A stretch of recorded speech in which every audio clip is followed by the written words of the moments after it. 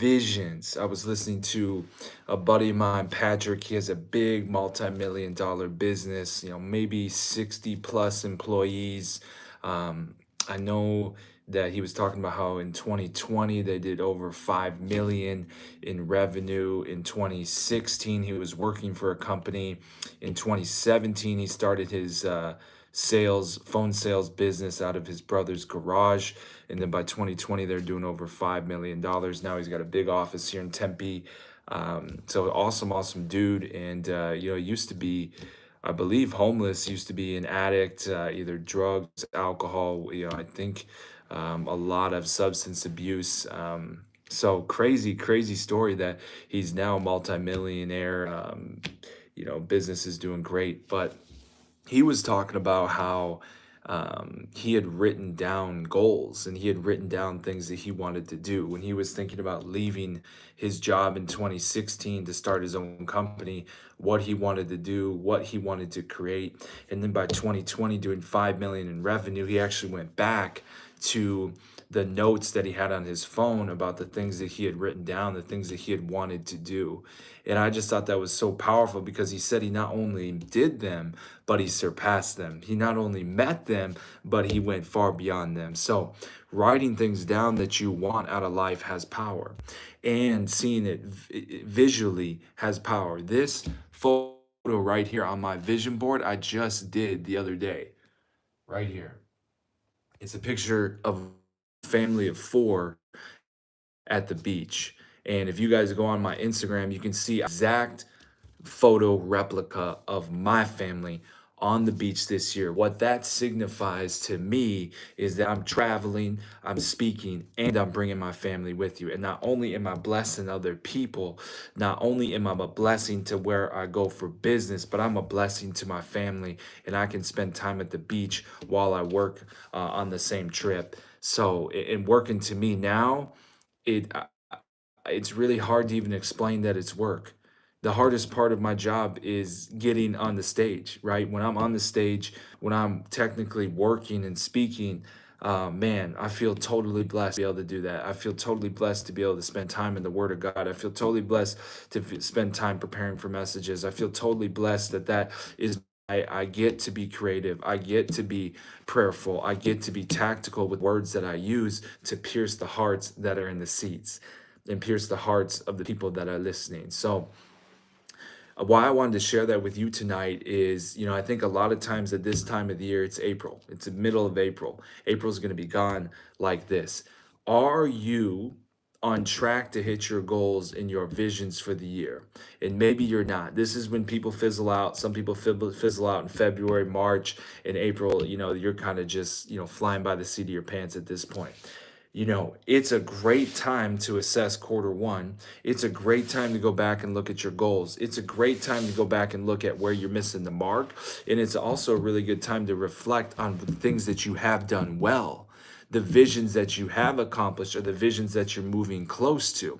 I think a lot of times we don't give ourselves enough credit for the things that we are doing. And I'm guilty of this. I'm my own worst critic. I'm a business owner now. I am the CEO. I am the founder. I am the CFO. I am the sales rep. I am the lead generation specialist. I am the content creator. I am all these things. I wear all the hats. And there's so much that goes on in one day that I'm trying to manage, that there's certain things that don't get done, right? There's certain things that I feel like I could have done more of, right? But I have to keep the main thing the main thing. If there's one thing that I learned from Eric, the owner of Arizona Custom Solar, in my 4 years there, where I did over 110 solar system sales, is you got to keep the main thing the main thing. Eric would always go back to this. Always go back to this. He would call it high leverage activities. What are the highest leverage activities for you to get to your goals? It wasn't spending time on social media. It wasn't spending time building proposals. The highest leverage activities that you could do was calling people, calling new leads and following up with old leads and door knocking. Those four things, if you did those things every single day and you spent a significant amount of your day on those things, you were going to be successful in solar. And I was successful in solar. I did extremely well in solar. Now, did I like solar? Absolutely. Did I love it? No, it wasn't my calling, but it was preparation to what I'm doing now. Had I not had that success and experience in solar, I wouldn't have felt comfortable enough to leave and become my own boss, because I had to take the skills from solar and apply them to what I'm doing now in speaking, right? Not necessarily in speaking to other people, but in the sales experience that I gain and making sure I'm doing high leverage activities every single day. Now, getting back to the vision aspect of this, how can you get back to the things that you originally said that you wanted? Or how can you get back to the things that you've put on your vision board in the past or have written down years ago? Are you still on track to getting those goals? Are you still on track to doing what you say you want to do? And keep knocking, keep going. The only way to lose is if you quit. The only way to lose is if you quit. I just saw somebody posted something just now. The difference between year one when they started lifting and year 15 when they continued to lift. Year one versus year 15, their body is totally transformed, totally different. But we give up so easily on the things that we desire because it's not coming fast enough. It's not coming quick enough. What I would tell you, hold fast to the goals, hold fast to the visions, and keep working.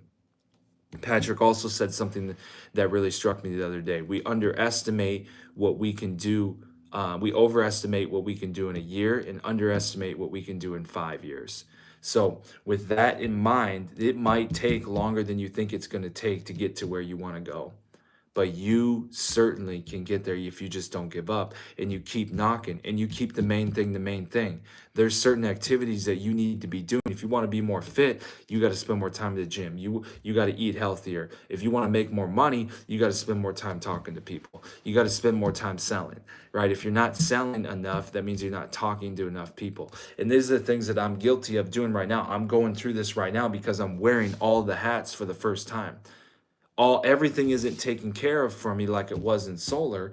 Now I have to take care of every aspect of the business and take care of my family and take care of my kids and take care of my wife. So now I'm wearing all the hats, and I got to make sure that I'm still talking to enough people. I'm still selling to enough people. So that's the thought for the night. What visions do you have? Which ways do you need to get back on track? Do you need to get it back in alignment with where God has you going, what goals he's told you to pursue, and what calling he's put within you that other people need to hear from you. Other people need you, and other people need you to be at your very best so that you can serve them, so that they can get where they're supposed to go. So don't miss that part of it too.